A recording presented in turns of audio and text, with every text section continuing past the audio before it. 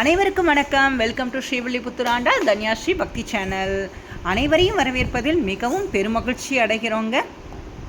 எல்லோருக்கும் குறைவொன்றும் இல்லாத கோவிந்தனதருளும் ஆண்டாள் ரெங்கமன்னாரதருளும் பரிபூர்ணமாக கிடைக்கணும்னு பிரார்த்தனை பண்ணிக்கிறோம். ஆண்டாள் நாச்சியார் திருப்பாவை எதுக்கு பாடினா அப்படின்னா நமக்காக தான் பாடினா. நமக்கு பின்னாடி கலியுகத்தில் நம்மளுக்கு பெருமாள்கிட்ட என்ன கேட்கணுன்னே தெரியாது. அதுக்கான வரங்கள் எப்படி நம்ம வாங்கிக்கணும் பெருமாள்கிட்ட, அதற்கான பாசுரங்கள் என்னங்கிறதுலாம் நம்மளுக்கு தெரியாதுங்கிறதுனால தான் திருப்பாவை பாடி வச்சுட்டு போயிருக்காங்க தாயார். அந்த திருப்பாவையை தினமும் நம்ம பாராயணம் பண்ணணும். தினமும் நம்ம சொன்னாலே போதும், நமக்கு வேண்டும் என்கின்ற வரங்களை வாரி வாரி வாரி அருள்வதற்கு பெருமாள் தயாராக இருக்கிறார் அப்படிங்கிற ஆண்டாள்.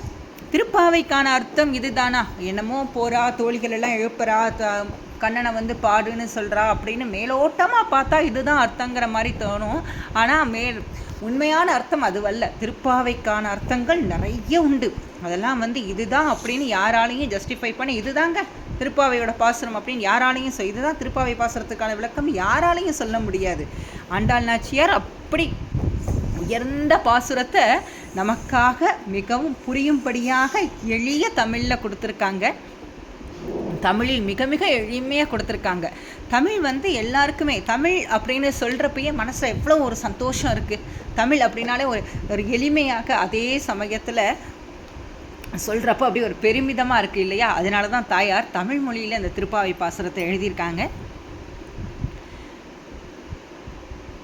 தாயார் மிகவும் எளிமையான தெய்வம். கேட்பவருக்கு கேட்கும் வரங்களை வாரி வழங்கக்கூடிய தெய்வம். கேட்கும் வரங்களை மட்டுமல்லாது ஒருவரது தேவை அறிந்து அவர்களுக்கான வரங்களை வழங்கக்கூடிய தெய்வம் ஆண்டாள் நாச்சியார்.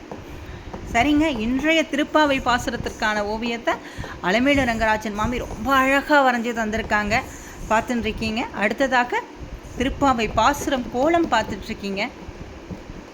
இது வரைக்கும் நம்ம சேனலை சப்ஸ்கிரைப் பண்ணாதவங்க சப்ஸ்கிரைப் பண்ணிக்கோங்க. ஆண்டாள் நாச்சியார் சொன்ன மாதிரி கூடியிருந்து குளிர்ந்தேலோ ரெம்பாவாய் அப்படின்னு சொன்னாங்க இல்லையா? அதனால உங்கள் ஃப்ரெண்ட்ஸ், ரிலேட்டிவ்ஸ் எல்லாருக்கும் அனுப்புங்க. எல்லாருக்கும் ஆண்டாள் ரெங்கமன்னாரதருள் பரிபூர்ணமாக கிடைக்கணும்னு பிரார்த்தனை பண்ணிக்கிறோங்க. நன்றிங்க. அடுத்ததாக உமா சந்திரசேகர் அக்காவோட குரலில் திருப்பாவை பாசுரம் பார்க்கலாம் வாங்க. நன்றி.